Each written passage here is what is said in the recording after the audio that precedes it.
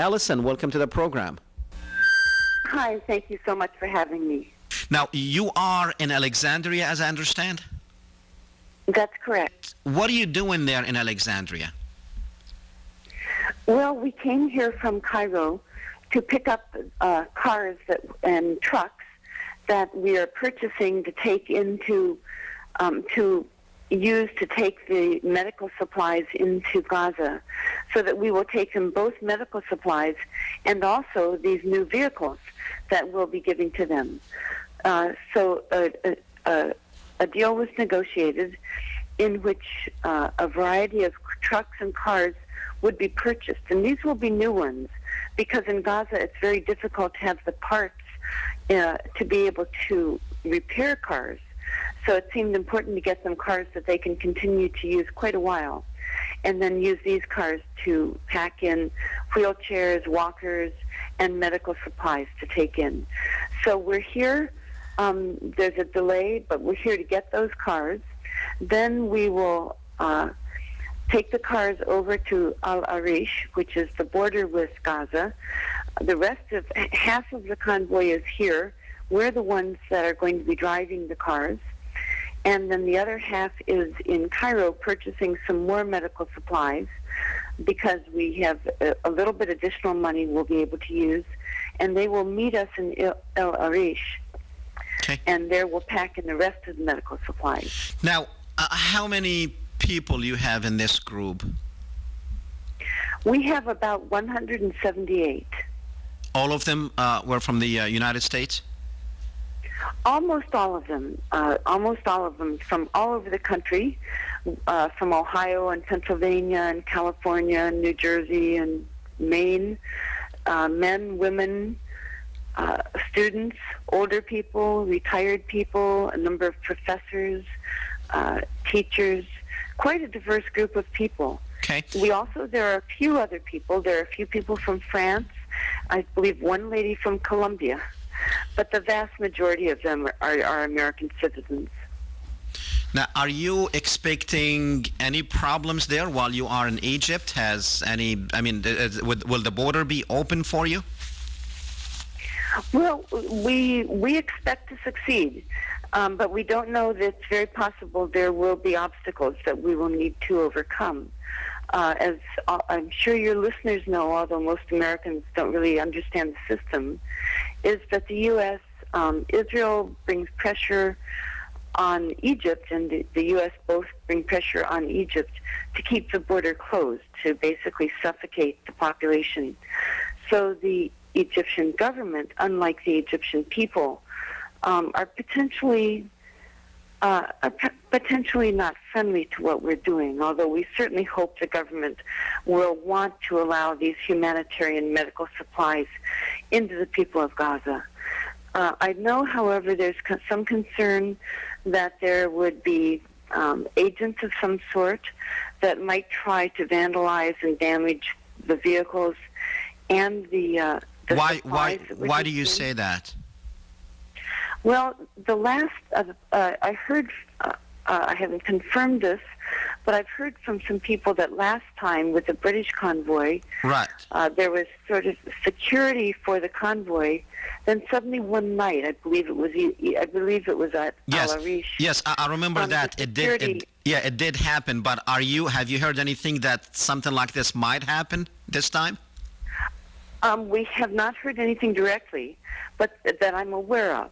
But the organizers have this time organized our own security, so that we will have people within the convoy that are there to protect us, the drivers, from any kind of violence, and protect the vehicles and the wheelchairs and the medicines from being damaged. So did you hire some like private security, or who's going to take care of that? No, these are people, participants, volunteers from within the convoy who have organized this. They will organize all of the drivers, except a number of the drivers like myself are women, but the male drivers and other people who have the ability to help the security will be organized and will be keeping watch. The person who's in charge of the security appeared to me to be very competent and intelligent, so I think he seems to know what he's doing. Okay. Now, did you all go? Did you arrive at the same time into Cairo? We, the majority of us left New York on July 4th because it seemed very symbolic to do this kind of thing on the Independence Day. You know, we believe that this is an American action. We believe this is very patriotic American action, and that this is in line with American principles of justice for all. So that's what we're here working on. Some of the people left a few days. Some left July 5th.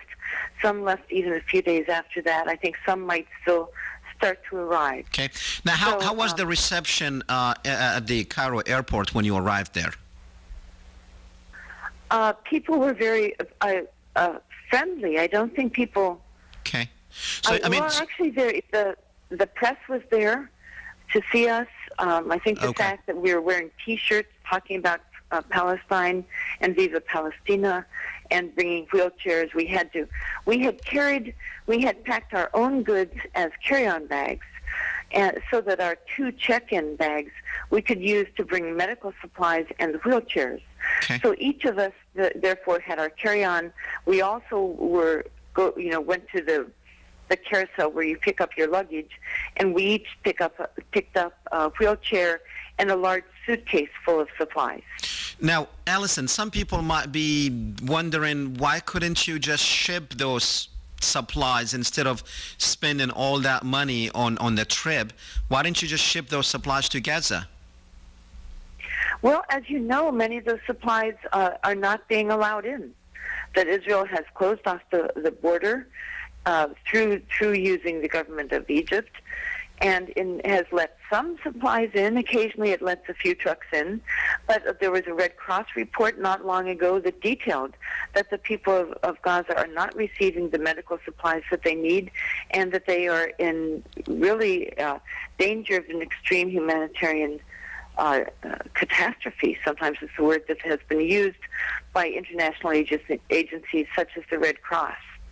So because of that, we're hoping that this effort, through a large convoy of American citizens, I believe will be putting American flags on our vehicles to indicate that we are American citizens, that we are here working under American principles of helping other people. We believe that the American people believe strongly in those words in the Declaration of Independence, and that's what we're going to be acting on very publicly, and therefore are expecting that we will be able to get these materials into Gaza, into the people that need them. Now, have you heard anything from the Egyptian government? If they actually, do you have like a permit from them to do this or no? From what I understand, the organizers are trying to negotiate something like that. I think they've been in touch with the Egyptian government. So you did not get permission before you went there. You're hoping to get the permission while you are there on the ground. I think the process began before we left. Okay. So now, what about the Israeli side? What about the Israelis? What about them? Have you heard anything? Because they did, after all, they did imprison the people with the Free Gaza movement. So are you worried that the Israelis might do something? With Israel, as you know, we're always concerned. We're always concerned. We always know that anything is possible, that even people trying to bring humanitarian aid could be targeted, and we've seen people from the International Solidarity Movement who are there to use nonviolence, including American citizens, have been killed or extremely seriously injured. So we know anything is possible from Israel, but we're anticipating that with this large a convoy, flying American flags, very publicly being transparent in our actions, being very careful to break no American laws. We are breaking no Egyptian laws. We feel that Israel will feel it is wise to allow us to get these important materials. Now, tell me about the numbers. Like, how many vehicles are you taking over there?